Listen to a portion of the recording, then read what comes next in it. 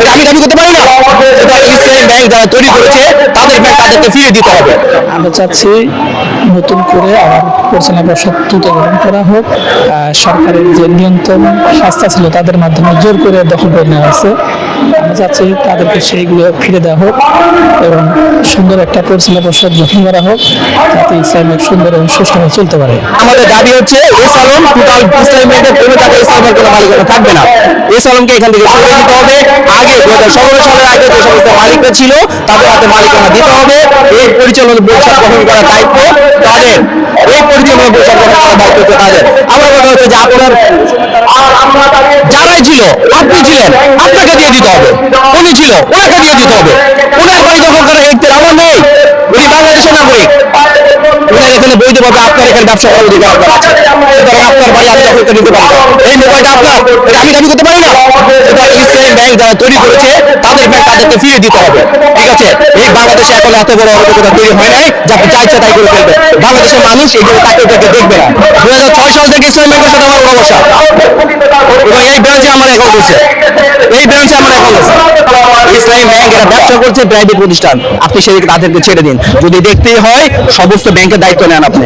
অর্থনীতিকে ধ্বংস করার একটা পরিকল্পিত ভাবে আপনারা বাস্তবায়ন করার চেষ্টা আপনারা করতেছেন।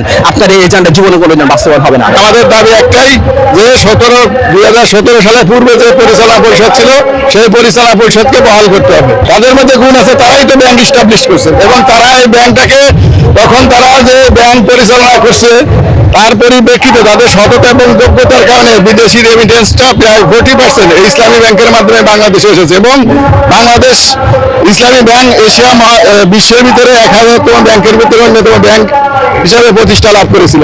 যারা প্রকৃত মালিক তাদের কাছে আমাদের ইসলাম ব্যাংকের গ্রাহক, আমরা একমাত্র যারা প্রকৃত মালিক তাদের কাছেই আমরা সুরক্ষিত।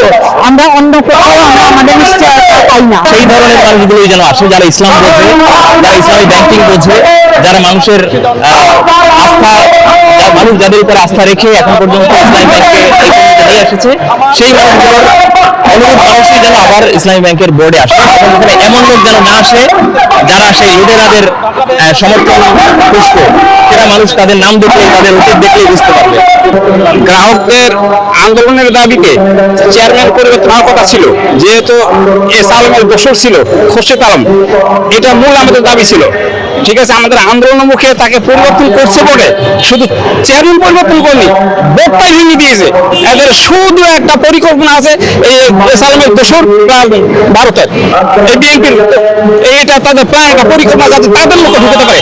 আমরা চাই আমাদের যে মূল গ্রাহক যারা ছিল তাদের হাতে এই ইসলামী ব্যাংকে ফিরে দিতে হবে, তাহলে এই ব্যাংক উন্নতির পথে এগিয়ে যাবে ইনশাআল্লাহ। নিফটি ফার্স্টের সাথে ট্রেড করুন যে কোনো জায়গা থেকে, ক্যাম্পাসে ক্লাসের ফাঁকে, ঢাকার জ্যামে বসে কিংবা ঘরে বসে। ট্রেডিং এখন হাতের মুঠোয়, তাই ট্রেড করুন যখন খুশি যেখানে খুশি।